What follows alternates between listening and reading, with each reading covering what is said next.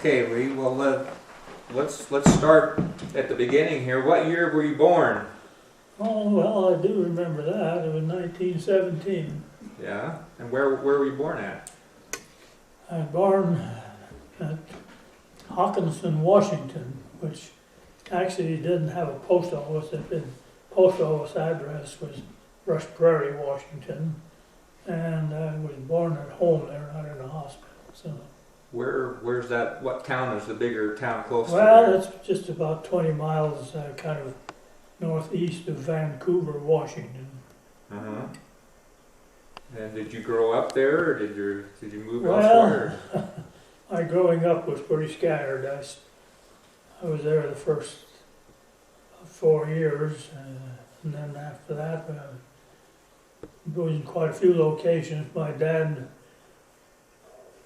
was a kind of a gyppo logger, and went from one spot to another, and we moved quite a few times. Yeah. Where did you live the longest? Any one place? Well, not very predominantly in most of the others, but we were in 2 different locations out of Eugene, Oregon, and I was for a little while even in Stevenson, Washington, and let's see, then we lived in Scappoose, Oregon. I don't know where that is.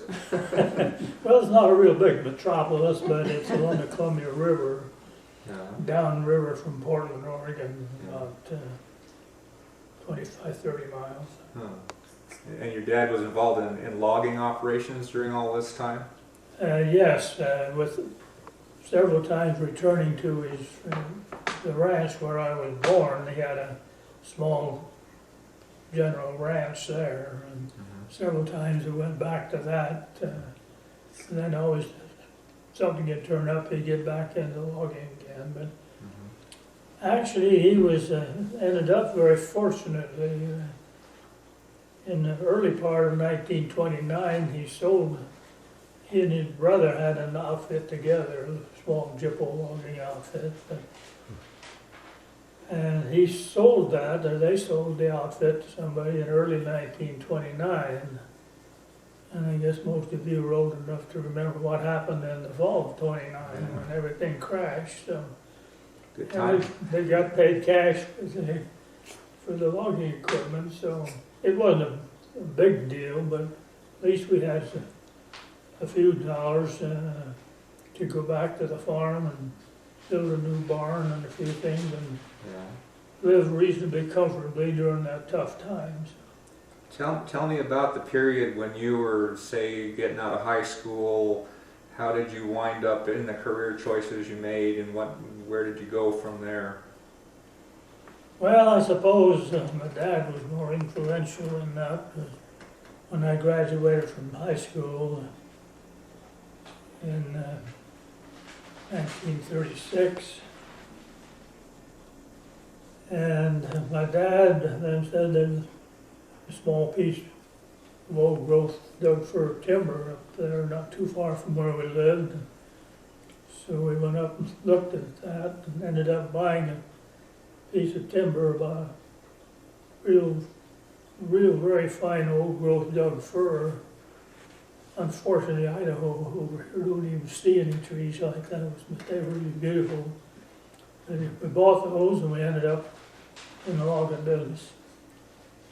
And supposedly I was in full partner with my dad, I'm sure. He was furnishing the know-how. Anyway, we started in it, and we've been in it the rest of my working career. What were timber prices, lumber prices like during the Depression about that time? Well, I think my dad got the very finest lumber delivered out there for his barn for about $11 or $12 a thousand. Yeah. Of course, money would buy a little more of that back then, but that's probably still pretty low, huh? Yes, it would, that's for sure, but you didn't have a lot to throw around. You would be pretty careful or you could run out of it. So are you still talking about being southeast of Vancouver at this time, or had you moved by then? Well, that timber piece was just about less than 10 miles from our farm home there. Yeah. So we logged on that for 2.5 years.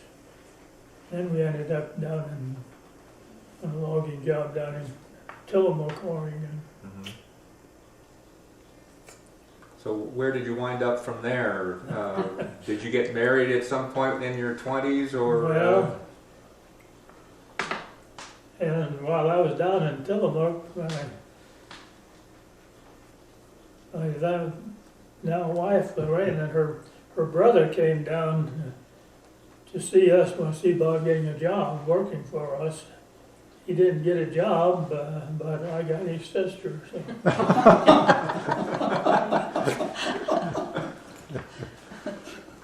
I got the better part of that deal.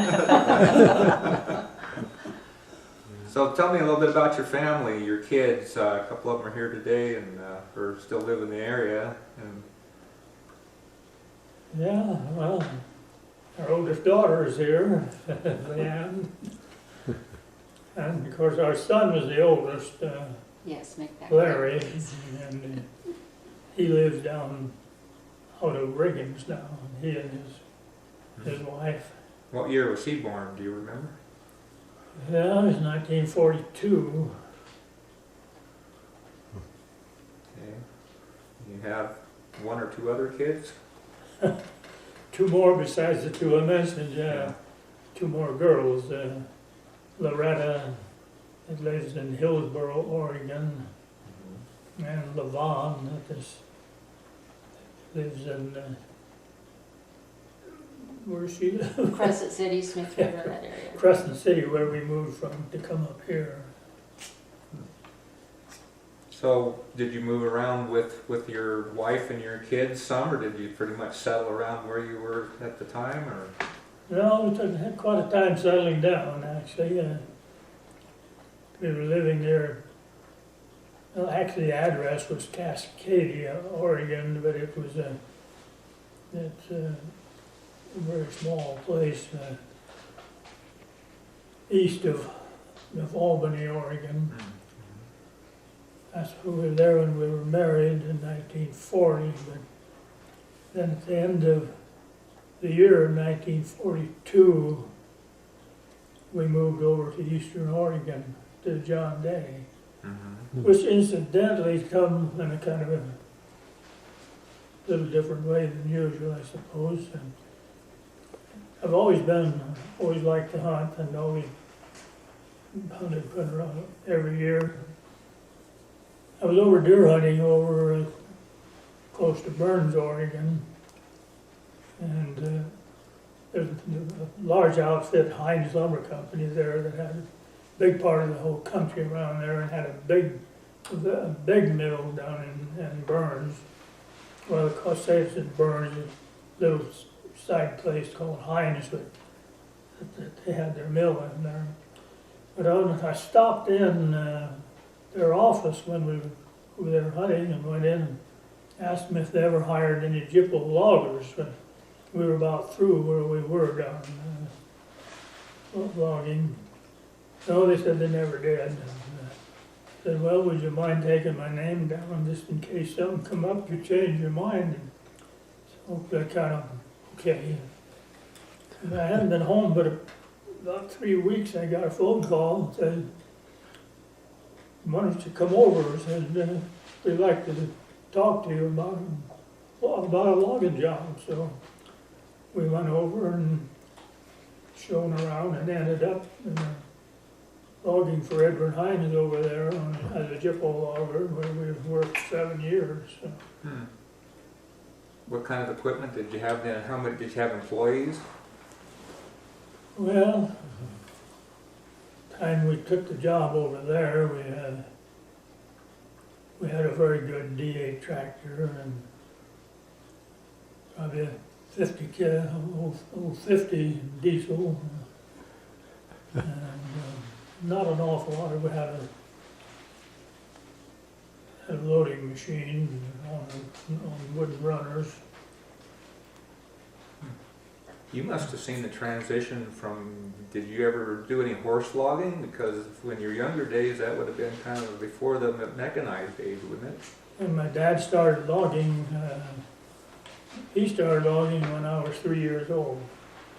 And incidentally, that's really the first definite thing I remember as a child.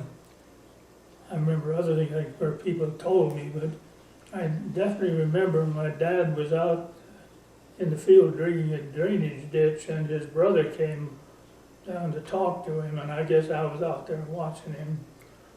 And they could talk to his brother, had purchased an old, well, it wasn't so old, it was pretty new that time, a white logging truck.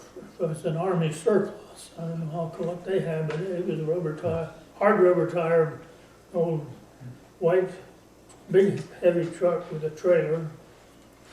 And my dad's brother wanted to find something to do with it. It was just sitting there. He had it parked in our barn, actually.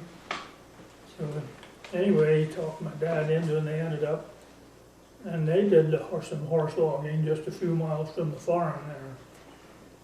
And they drug the logs in and then buckled them onto a truck with the horses, pulled them on. That was the first logging they did.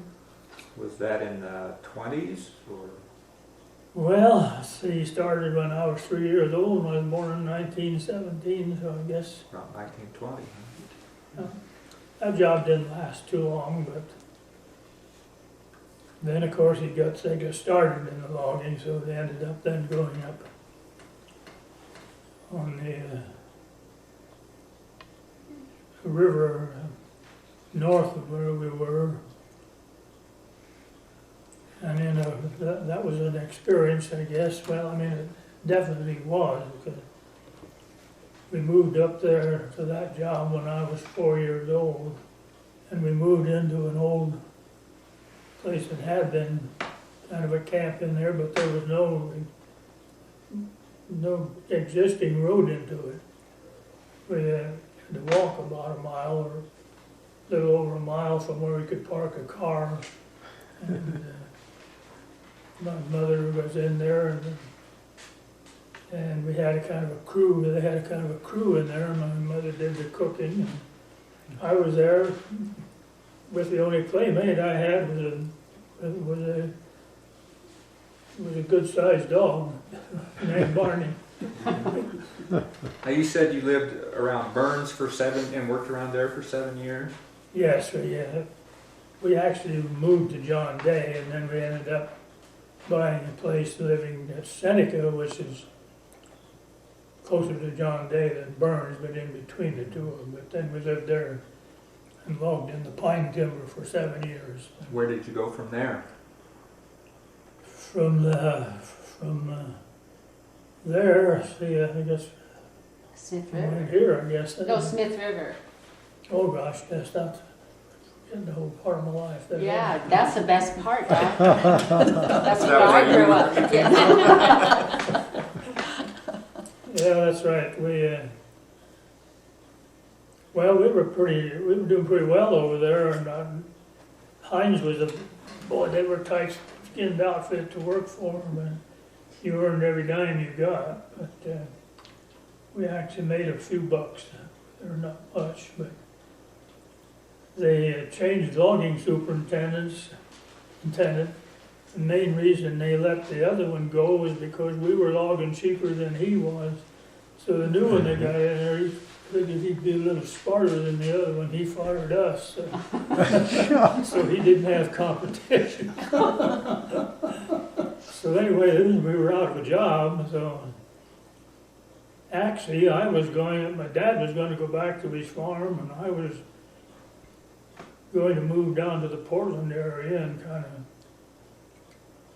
I had in my mind a kind of a picture there. I was going to look up small pieces of timber and buy them, and probably log the timber and kind of clear up the land, fix it up and resell it, and work on it with myself with maybe one helper or something. with an idea that every time come hunting season in the fall, I'd shut down for a while, so.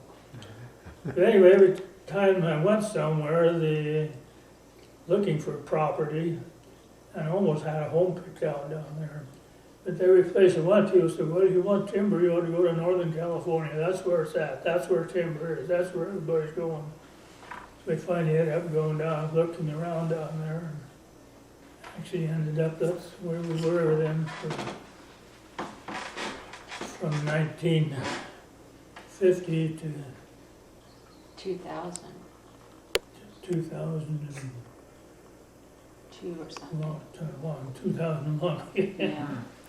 So, somebody said that you knew Jack Morgan. Did you know him when you were in California?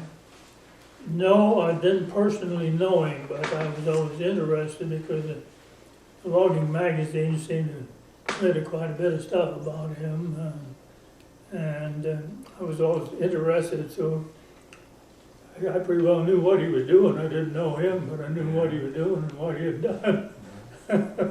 Do you remember Andy Anderson? He had quite a reputation. Well, I remember some of that name too. He was quite an innovator in logging trucks and logging methods and stuff like Yeah. that. So what brought you to Idaho? Well, we were, I guess we happened to get started over a little bit before we even sold our outfit down there, but it really got me here in the first place, I guess, is a fellow working for us that was from he was a local guy down there, worked for us for quite a while. His daughter was married to a fellow that come up here and bought the lodge and stuff up at Big Creek over here. And then he wanted somebody to come in and join with him, and his father-in-law worked on us. We finally ended up, we came over here in January to go look at that Big Creek property. We rode snowmobiles from Cascade up to Big Creek, and Lorraine went along with it. My son and I and a friend and Lorraine rode snowmobiles from Cascade in Big Creek. And anyway, we got involved there, and then in order to get out of that, we get into something else over here. But anyway, that's how we first got into Idaho. But we got out of that one and bought other property here, and then ended up buying the property here that we developed.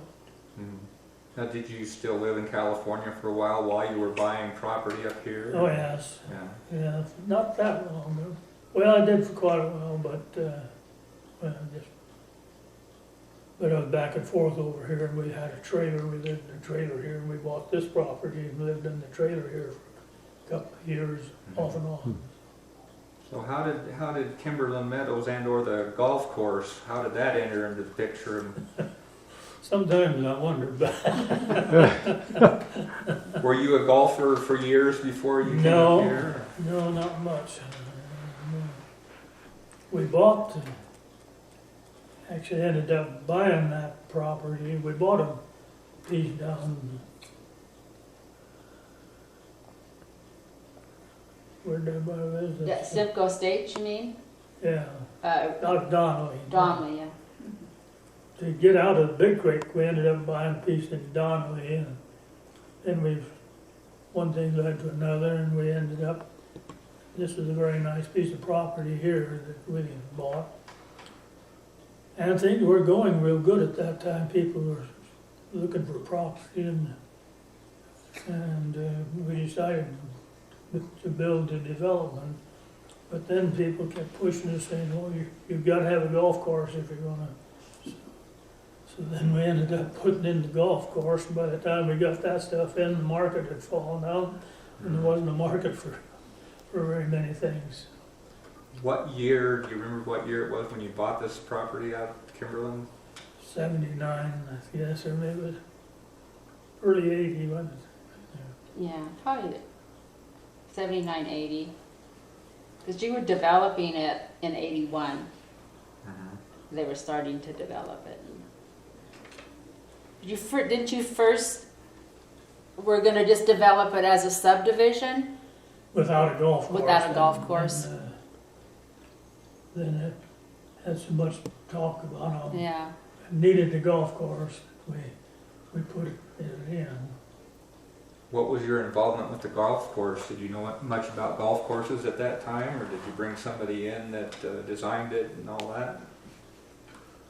You asked me several questions there.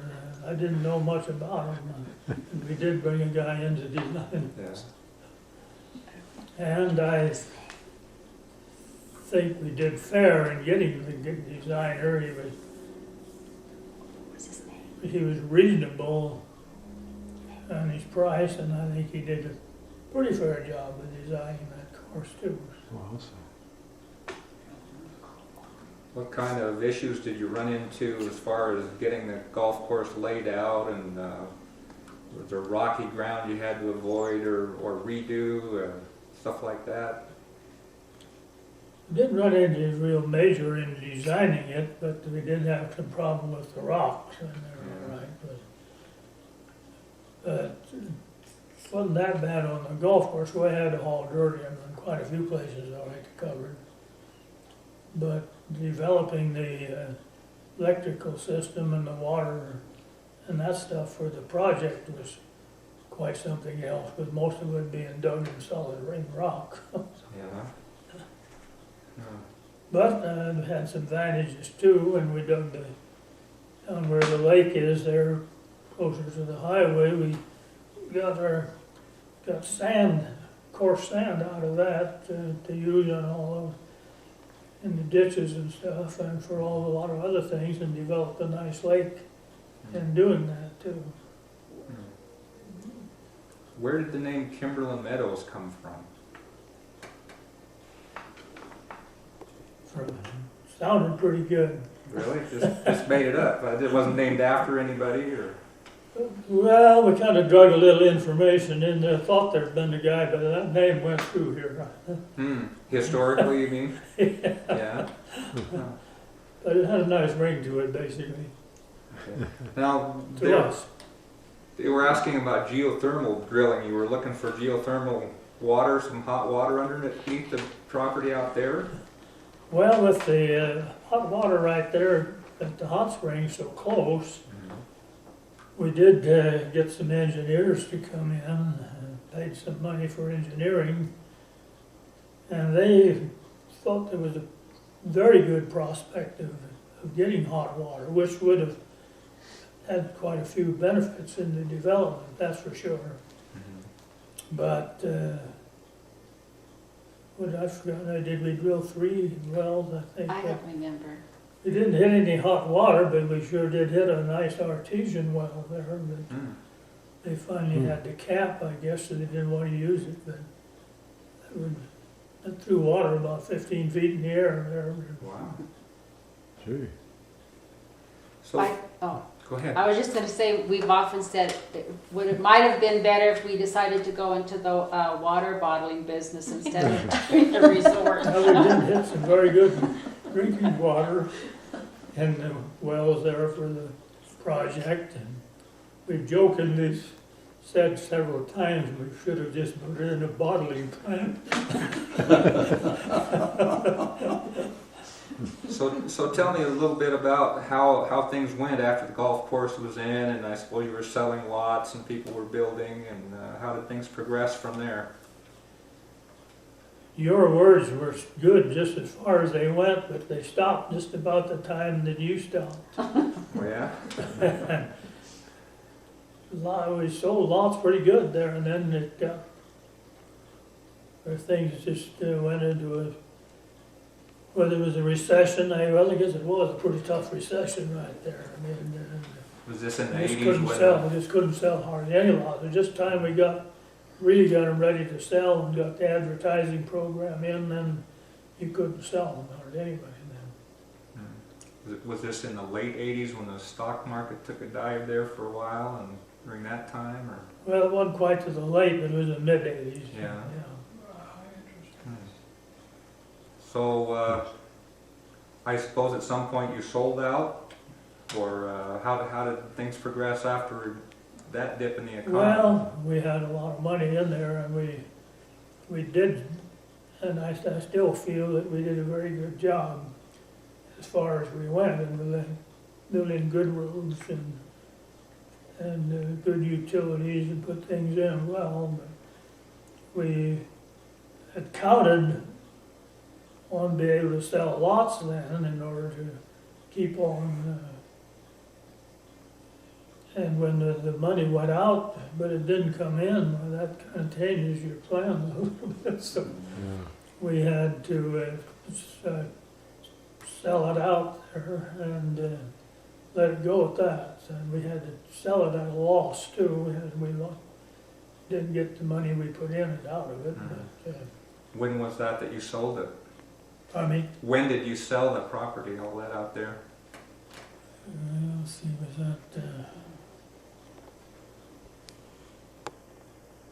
It's been 90s.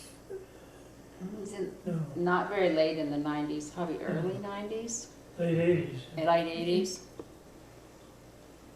What happened to it then? Who bought it and what did they do with it? Actually, we actually sold it to the bank. Mm-hmm. They didn't foreclose on it because we were not in that position, but we were also in a position that we were going to have to do something in order to pay them all back. So they took the thing and actually tried to run it for a while themselves. Decided that wasn't the best idea they had either. Mm-hmm. So then on it started selling from one to the other. But When did the name change come about to Meadowcreek? Was that right after you sold it, or? what's our favorite character here?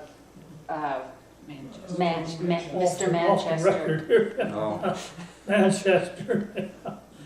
When Manchester took it, he had to change everything, so he changed the name. now when did he get a hold of it? Oh, I don't remember the dates because we weren't over here at that time.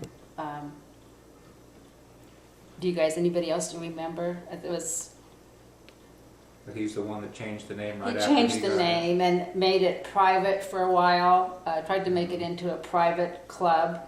The golf course. The golf course, if I recall from people saying, even if you lived there, if you didn't join the club, you were not allowed to play on the course.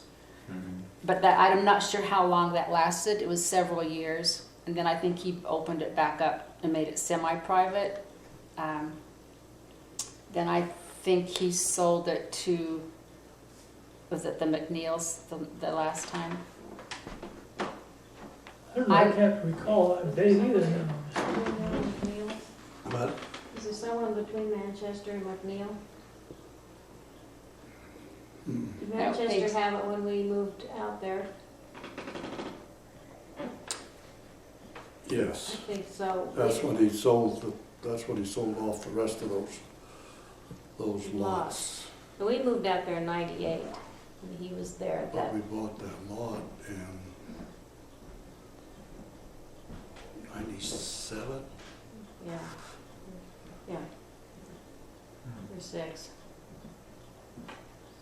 So my impression was that you guys wanted to concentrate a little bit on the golf course. I'm not sure what else to ask about the golf course or its development or the story of it. Do you guys have any questions? Well, there was done in phases, right? I mean, Wasn't it developed in phases? oh yes, when we had it, it was developed in phases, Yeah. but How did that? everything changed, especially when Manchester had it. He split off pieces and changed everything there, If the, including the thing that irks me the most, I think, is in change the color on the inside of the clubhouse from that Manchester nice bright green. color that we had in there. We were very careful in choosing the lumber and looking, and then he painted it all dark, dismal color to me. He ruined it, Lee. That's exactly what he did. That's my opinion. And that's one thing we agree on. I couldn't believe it. Has the golf course itself changed since you initially Well, laid it they made a out? few improvements in it, and I guess some of them did improvements. Made it a little easier to play. We made a pretty tough one. Yeah. Yeah. It's still pretty tough, I guess. What about it made it tough at first? Well, of course, first thing, the fairways were a little bit narrow in some places. And they come in, they shortened them up a little bit and replaced some of the tees, which would made it a little simpler to play. It made it kind of, I thought we made it kind of interesting, but I guess the thing that kind of always bothers me about a golf there that way, people want an interesting course, they want one that's different, but they want it simple to play. They'd rather go back and forth on a little flat piece of ground so they can make a nice low score than play some interesting course. Did you initially have the little cart paths that go across the streets and stuff in places? I think Well, we didn't cross over to the east side of the Hot Springs. of the 45th Parallel Road there, because everything was on the west side. They have something on the east side now, don't they? Or Yeah. Yes. Originally, the golf course was all west of Hot Springs Road. Yeah. And when they wanted to add more spaces for lots, they moved the number 2 fairway to the east side of Hot Springs Road. Because number 2 used to be where there's spaces for lots now. I don't think they've actually changed anything else on the golf course as far as like where each hole is. They, number 13 was changed quite a bit. Used to be a really hard one with them, like a little mushroom green, and they kind of flattened that one out. I sampled 18 too.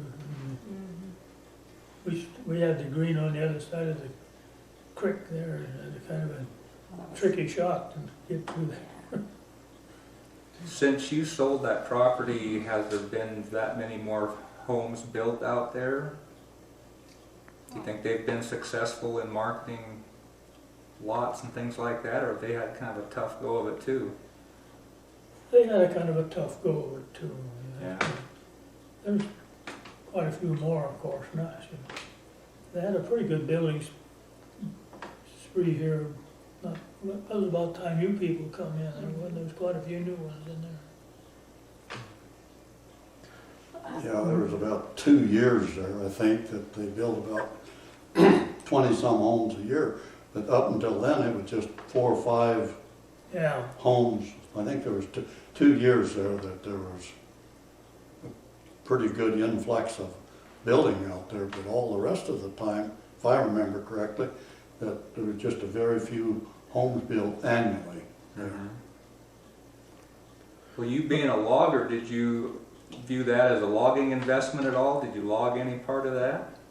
certainly was an investment, and if it had have been, it was a very, very bad one. We naturally, there's a lot of timber in there, and not a lot, but I mean, there's quite a few nice smaller trees in there, which we had to clear the rights of ways in various parts there. We decked them alongside of the road, had them nicely trimmed of all the limbs and everything, and sitting alongside of the road. Wanted to sell them, and finally ended up we couldn't even give them away. Really? Why was that? The market was just down, or The the? market was down, and the local mill down here was, why wouldn't they take them? And they had their commitments to their loggers, and their decks were full, and they just didn't want any more logs, period. So Wow. that was, in all my life of logging, that was the first time that I couldn't even give logs away. What happened to the logs? Well, eventually people come in and cut them up for wood. Yeah, firewood. Yeah. Yeah. Wow. Well, That's an interesting part of the story. How many structures did you build at the time you developed the golf course and the lots? You built the clubhouse, obviously, Oh, yes. and there was a separate pro shop, right? Did you build that before it burned? No, the pro shop was in the clubhouse when we, Oh, it was? yeah. Okay. And it's kind of interesting where the clubhouse sits. As you know, naturally it's up on kind of a hump there now, but it was a real rock outcropping sitting up there, just sticking with rocks in there. And I've forgotten now how much, but I believe we had something like 120 drilled holes loaded with dynamite that we set off with one charge. And the whole top of that big nose in there just lifted up in there and settled back down. Good grief. And we hauled the rock off to help on the road construction then. Well, that's one thing I wanted to comment about was the road construction. That, you know, that was all first class designed road and the way it was constructed, the base material and everything. Yes, I think we put in good roads. I think they'll stand there probably forever. Because we put in, incidentally, my son Larry was instrumental in laying the roads out for the whole road system in there for the lots and all. And also in looking after the construction of them. But we had the contractor in there that was building the roads. And he was not the cheapest one in the world, but he did a very good job. And we hauled in a real heavy layer of base rock and then put in a layer of crushed rock on top of that. Of course, since then, a big part of it been paved. We didn't pave too much. We paved in around the clubhouse and some of the few of the main roads there. But road system, I think, was laid out pretty good, and I think it'll stay there forever. Yeah, that's always been very impressive. Shot of flame shooting up in the air. Burn and slash. Yeah. Oh. Also, the way the whole development was laid out, you know, it's one of the nicest laid out developments, I think, in Valley and Adams County combined. I give a big part of the credit for that to my son Larry. We had him come over here. I didn't. I was over here quite a bit, but he was over here, moved over here. Well, he was over here himself for quite a while, and then he moved his family over here. So he helped big part of the laying out of that and the watching of that construction.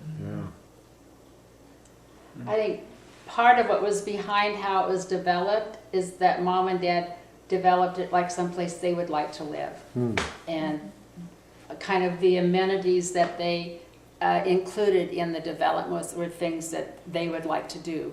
So I think that's probably why there was a high standard of it being excellent, because that's what they like, that's what they would like to have other people enjoy and experience. So that was kind of behind the whole idea. It's like they wanted it nice for somebody to live there and want to live there and not have really close neighbors, but you're not off like you're all by yourself. You do have neighbors. But I think Larry put out a lot of the lots with the idea of views and privacy and everything that went in was so that it would be a very enjoyable place to live. And we drew up the CC&Rs. CC&Rs, supposedly where people had to stay with pretty natural colors. And we did, that's been accomplished, except with one exception down there. But, and all the rest of you people put in colors that kind of blended with the setting in there. What's the one exception? We're not gonna go there. I had to ask. It matches the snow. That's right, 6 months out of the year is That's it right. plans in, Oh, so and you the can't white go far. But did you build the Osprey, the swimming pool, and the little building there? I'm trying to I was gonna say that, I don't think they had that in, it was the clubhouse, and they built the equestrian center, which later got taken away. But that was in there, We had the tennis courts and the tennis courts. and the houses, The condos. condos. Were you the ones who were talking about having a tram that went from Kimberland Meadows to Brundage, or was that later? Wow. Well, I don't know, we were working on trails and we groomed snowmobile trails all around here. She made a tramway, like elevated, Yeah, like a yeah. ski lift No, type that thing. wasn't in it, no, we weren't Okay. like that crazy. Okay, that was somebody else later. Somebody was really talking about it. Yeah, they were at one time. Sounds vaguely familiar. Yeah. That'd be quite a project. Wow, there is quite a fire going right there. Yeah, that's flaring up. We had of course, over here, we didn't do any logging, but we had these few logs over here, but going back to the little thoughts I have once in a while, when we logged in the big fir timber when we first started, and then when we moved over there to eastern Oregon, we got into the pine country. Pine generally is not quite as big as you had over here, but pretty much the same there. Pretty close. And we logged in that for 7 years, but then when we went down into the California, we got into the redwood. And there's something's a little different. Logging redwood is different. Did you have to change your whole operation, all your equipment and everything? Bigger part of it, yes. Yeah. Yeah, we had to get a different loading machine, and of course, we had the big tractors, we had the D8s, biggest they made then anyway, so. But I do remember when we first started, it seemed like we first started logging in the redwood, hit a spot that had some of the heavier stuff, heavier than average. A lot of those logs would sink when you dropped them in the water.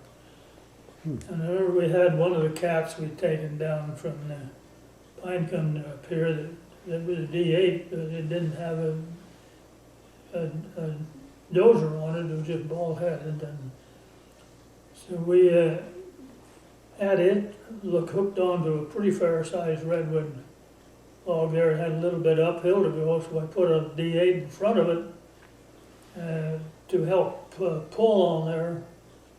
And but we had an arch behind that ball-headed one, and we lifted that crazy cat right up in the air between, Wow. and we was trying to pull that log. So we wasn't getting much traction with that one. So we had a little experience. In the new loading machine, we had an 1.25 inch main line, loading line. They started in the first day, and my dad was running that machine. About the first thing he did is broke the 1.25 inch line, and I sent him up another one, and he broke that. He says, "What's the matter with that cable you sent up? Is no good." Logs are pretty heavy. Boy, oh boy. How big a logs would that have been? How big would those logs been? Well, of course, we didn't have very many small ones, but bigger part of them, would be taken in like an 8 foot in diameter. But we did hit some, was up to 16 foot across, where you had to split them into quarters to get on a truck. Huh. Get 4 truckloads out of one log. How did you split them? We had a big wedge that we fastened on to well, I guess we hooked it up on the winch on the back of the cat. And when I say a wedge, I mean one that goes from me to the end, over there about 8 feet long. And most redwoods have a natural growth check. And you roll it so you get the wedge that parallel with the growth check and just back that hay into it. And it's been pretty easy.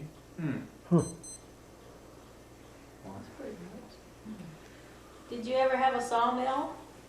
Yes, Okay, so you did logging and sawmilling? right, yes. In California or before then? That was in California, that was the first. We ended up getting into the sawmill business by buying a tract of timber that included a sawmill with it. And that gave us quite an experience, and we rebuilt that quite a bit and built several upgrades. And we ended up with a pretty good sawmill. And then we also built a stud mill, and we had probably was maybe the second stud mill that was basically almost completely computer operated. The saws were all set by the computer, including the edger. The edger saws were set by the computer. And we put the log in one end, there it went through the one pass through the saws. We had four band saws and 3 chipper heads that the log went through. Made the complete milling of it one way through. And it went through the edger and then went through the planer, and then we loaded it on the truck. We could do the log could go in the front end of the mill and be in a truck in an hour or so. And that sawmill was had one of the best recoveries. Because we bought the logs there, so there's a different scale there than you use over in the pine, and more a long log scale. And on the average, when we'd buy logs from somebody, on the average logs, if we pay for 1,000 feet of log, we sell 2,500 board feet of product. So that's a pretty good overrun. Yeah, that's a good overrun. Dad, do you remember how many board feet you could get out of some of those redwood logs? Wasn't there enough like to build a house or something like? Quite a few houses. Yeah, and like even on Some of them have got over 100,000 board feet. My goodness. Incredible. We have some pictures that you might want to look at that shows how big some of those trees were. Yeah. Do you have any pictures of the construction of the golf course? We have some. I brought some, but not pictures of the construction. But I have some I could get if you wanted. I have some of it after it's finished, like the cross country groomed trails and the horse-drawn buggy rides and some of the equestrian stuff, and of course the golf course. I think that'd be really fun to add to the video. Yes, it would. Just historically, Right. to show that that's what all went on. Yeah. Well, when you was in the height of glory down there, Leah, with your sawmills and logging outfits, how many mills did you have at one time? Well, we had built several, but then we ended up, we had what we called the big log mill or the main mill, and then we had that stud mill. Yeah. We just had the two. We had a veneer plant in between one time. How many employees would you have had at the most? we kept it under 500 because you changed quite a positions if you got over 500, but we usually had between 400 and 500. Hmm. That's including logging crews and Yeah, sawmill. Yeah, we did most of our own logging. We also bought logs on the open market, but Mhm. we had what we called our redwood side, which my son was in charge of. And that was in areas closer around the sawmill there. And then we had another side that was, most of the time was high lead logging and various outlying areas. So we had our own trucks. We trucked all our own logs from our logging, and we also had all our lumber trucks we delivered on there. We had, between the logging trucks and lumber trucks, then we had 45 trucks Wow. on the road under every day. Well, I don't know if you already talked about this in other interviews with the logging stuff, but you must have seen some equipment changes over the years that must have been interesting. What are some of the stories you might have about early equipment that didn't work very well or was interesting to operate? Oh boy, yeah, I had some. Might as well start with the first one we bought when we first started. When I first started logging, we bought an old 60 gas Caterpillar, which had, I guess, been a farm tractor or something. It was never really ever meant for logging. It didn't have any track guards on it, and to jump off the track. And there was a lot of things that fallen apart on it all the time. But we rented an old road grader from the county, which was the old steel wheel deal with the big wheel to run the hand. And we pulled that thing with that 60, and I was running that grader. And I think if you look, though, I still see the imprints of those spokes in those side wheels on my side. That you could be going pretty slow, but you'd hit something solid with the blade set on an angle. The thing wouldn't move. The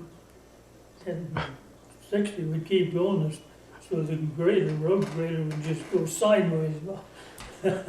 Only they kept leaving flying off was those big wheels on the side that you run the blade up and down with. So we had lots of experiences with equipment. What about chainsaws? What were some of the early chainsaws? You must have seen some of the very first ones when you were young. Too early. They didn't want to run very good. Spent more time cranking them than swearing at them than anything. What were the first ones like that you had experience with? Were they two-man saws or? Did you have- Oh yeah, Yeah. yeah. I guess. Yeah, they all. Well, the first ones I was around when we went over to the pine country. Edward Hines were using electric chainsaws. And they had a little D4 cat with a generator on them. And they had these electric driven chainsaws, which of course were two-man, and they had to drag the cable around. But then while we were there, and not long after we got over to pine country, they come out with the regular gas-powered saws. But they had quite a those. They were two-men saws. Yeah. There was no such thing as just having them round-nosed on the thing. But What did you use on those big redwood logs to cut them in half, or even fall or anything like that? well, when we got down there, well, everything was chainsaws then. Did they have really big, long blades on them, or? Well, yes. I forget how long I don't know if you could get much over 8-foot bar on them, but by that time they had them so you didn't have to have anything on the other end. You just have the bars like we have now. And You'd have to go in from both sides on a lot of those trees. Well, an 8-foot bar, that'd be pretty hard for one guy to handle. Well, they did. Yeah. Well, you tell them how they had to make beds for the redwoods too. That's something they don't have to do very Oh, often. yeah, because they break pretty easily. Yeah. Hmm. We probably, well, we didn't pioneer that idea of making beds for them, but of all the redwood outfits that I was around down there, we did it the most. We made beds for almost every tree unless they had a really good place to fall. How would you go about that? Well, the Take your blanket D8 out tractor there. would just put a few feathers in it. Yeah. Would you pile It brush? depends or- on what it was, not too much on the brush. I mean, it was pretty hard to do. Just if you had humps or hollows, what is just cut so you'd have a flat. So it flat wouldn't blade. fall over something and break like that? Yeah, we did. We took everything out so they wouldn't fall over anything. But then not only that, we made it just like a road to fall on. But then when you got it in there, then in the last pass, well, the laymaker there would take the cat and shove up a big pile of dirt and then back up make another pile about 15, 20 feet and make a whole series. On big trees and stuff, we really wanted to say we make a whole series of piles of dirt for to cushion their fall even. And we made lays for almost every tree.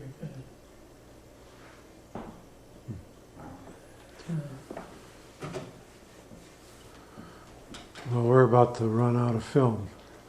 I mean, this cassette. I don't know where to go from here. See, I thought of something I wanted to mention, but it all forgot. Oh, well, yeah, you asked about machinery. We didn't get very far in that. I went through a lot of developments on machinery. But one of the things, a couple of things we actually more or less invented even, and the heel booms like when everybody used their, turned into with heel booms for loading logs. We built the second one of those that was ever built, as far as I know. Anyway, an outfit down out of Forest Grove in Oregon built one, and I saw the piece in the paper in the Timberland magazine about it, and I thought, boy, that's what we need. So we had a brand new rubber tired loader, a Lorraine loader, that had the old lattice boom up there that you had. So I built one of those heel booms right out in the woods and out there. I had a little shop out there, and I hired a welder, and he and his wife both welded one, and then we built that heel boom right out there in the woods. Huh. And as far as I know, it's the second one ever built. Well, then didn't Larry and you develop a forklift that could lift those heavy logs? Or what did you do? That one thing that Larry and you Well, one thing my son designed that nobody else had designed, I know it developed into stuff they use in various ways. He built for a cat, D8 cat, that the cat skinner could go out by himself there and with a set of tongs, run the tongs out behind the tractor and drop them on a log and bring it in. And he built the first one of those I ever heard or saw of anywhere. So it could make a skidding operator do the job by himself in a lot of cases. What does Larry do now? Well, he's been selling real estate, except real estate hasn't been selling much. So been fishing? And fishing. Might as well. Put food on your table with Right. it. Well, what do you consider to be the peak of your career? When I quit, I did. That's what John says. You must have had 500 employees and logging sites and sawmills and, Well, yeah, just before we sold out there, why, we were going, actually, we had one of the, counting the two mills, as I say, as one operation. We were in the top 100 sawmills in the United States and Canada. And of course, doing our own logging and delivering our lumber, why, we had a pretty big and pretty going operation, that's for sure. Yeah. what was the name of your company at that time? Simonson Lumber Company. We delivered, sold a lot of lumber, and we had a sales office in Los Angeles. We sent a lot of lumber down to Los Angeles and out in the Bay Area. And we trucked on our own trucks all of our lumber, so. You had an operation in Arcata that hooked up to the railroad That's the system. question of the total manufactured lumber was produced annually for, out of the Simonson mills at that time, and it'd be over 100 million board feet, which Pretty incredible. if an average home has 5,000 board feet in it, you have 100 million, that'd be Quite a few. 20,000 homes annually, enough lumber to build 20,000 homes a year. Is that right? I'd have to get out my calculator. I think that's pretty I close. think you're working Yeah. for Well, it. well, I think that's what they call an average home. I think it takes about 5,000 board feet of lumber to, and Yeah. 5,000 times 20,000 We might not want would this be on. 100 million. Plus, so that's how I'd relate to it. Yeah. I had an But interesting. that's it's pretty hard to comprehend of them type of volumes, Yeah, especially nowadays compared to what production's out of sawmills compared because of the log size and different things is that it's a whole different ballgame Yeah. completely. yeah. You get a lot more lumber out of the logs nowadays, and when they first mills started going down there in Northern California, that was about the same time we went down. But there was mills popping up all over, but actually, I think the main product they made was sawdust and slabs. We had a little few boards in between. We had an kind of interesting feature the last few years when in my office, and I didn't spend an awful lot of time in my office, but I did spend some there. We had television sets in the sawmill and in the yard, and I had the receiving sets in my office. I could watch the operation from my office. And when they blew the starting whistle in the morning, the sawyer would blow the whistle and pull the stick for his carriage at the same time, and then the whistle would blow and the carriage would go. Huh. And the guys better be in their positions. So. Yeah. That's pretty innovative. Yeah.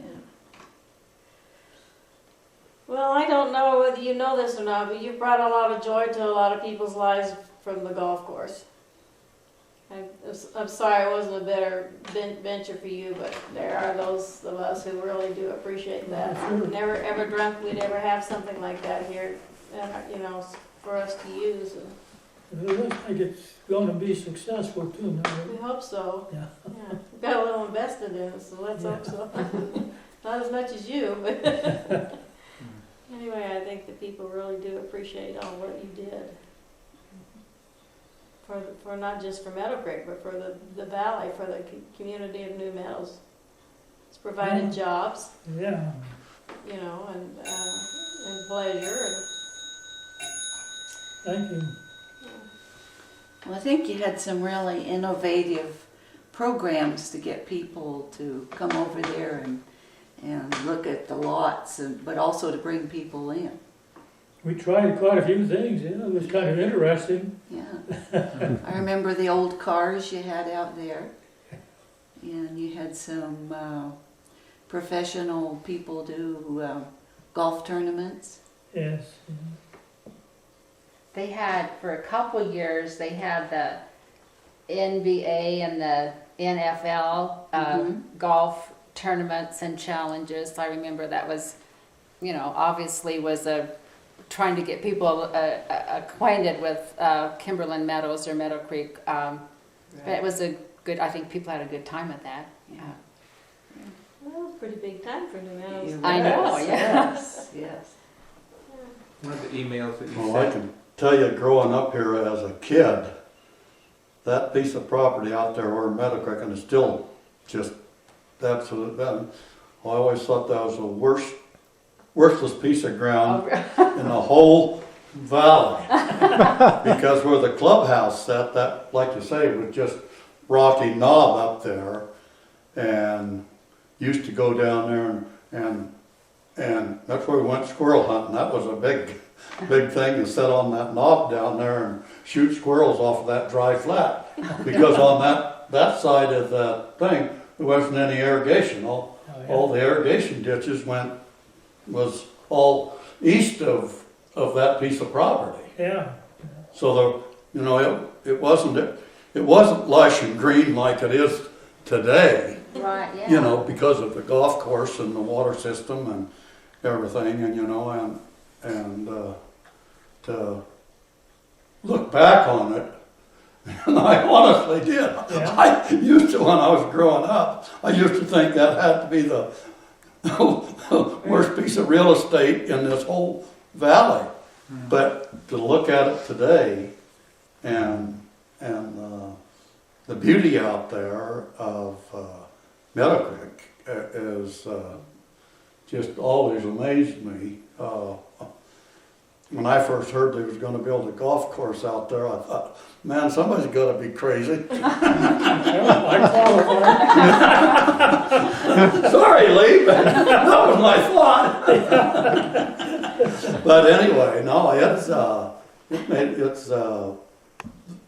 the outcome of it, and not only for Meadows Valley, but for the whole county, the real estate value that ended up in the county level has been really a big plus to this thing, and even though it was a forerunner, but I think it set the stage for most all the subdivisions in the valley that was set back into the timberline, instead of trying to develop out here in That's all. but I think the most beautiful valley in the world is that I always, as long as they kept the subdivisions up against the timberline and things like that, you could have a whole lot of homes and they'd never be visible.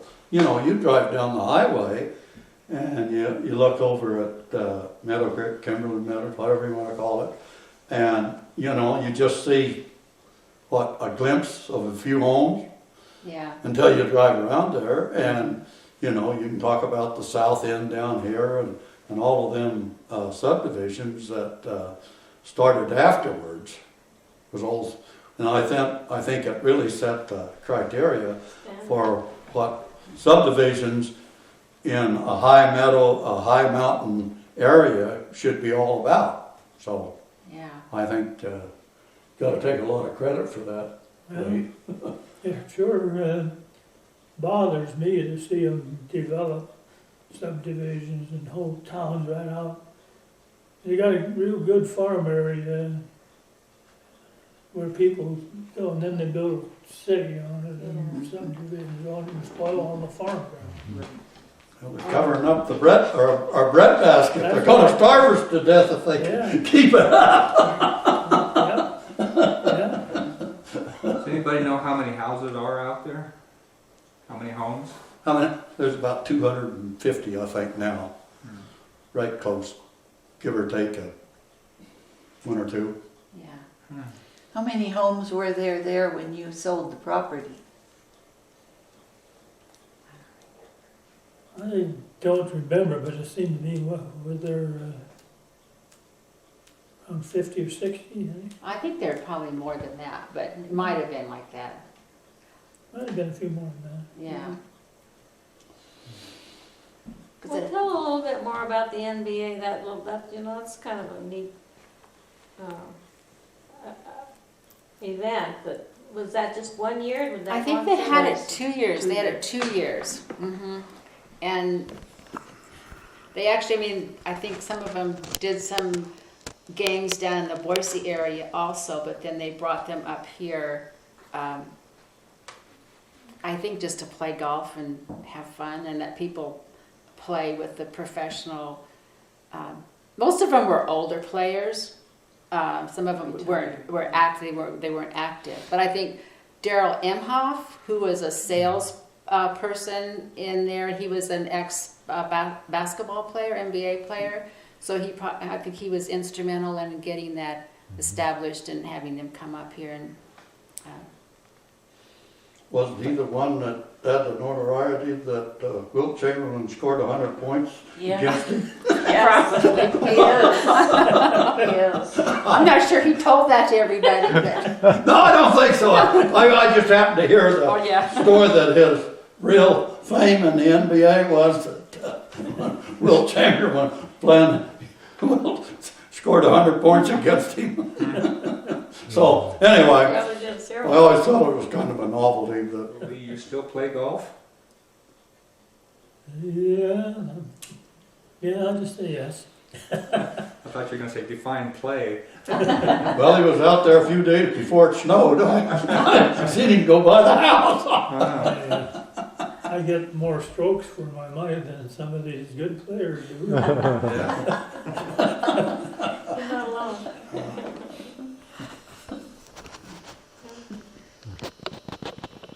The ball just doesn't fly like it used to anymore either. Yeah. I hit it just as hard. Yeah. What year did you build your home here? What year? Mm-hmm. 2000, 2001. Well, it's a beautiful home, It is perfect location. beautiful. Yeah. Did the planes bother you coming in? No, There are not very many of them. not very many come in yet. it's kind of fun to be able to be in the guest bedroom and wave at the pilot from your bed, you know. Oh, yeah.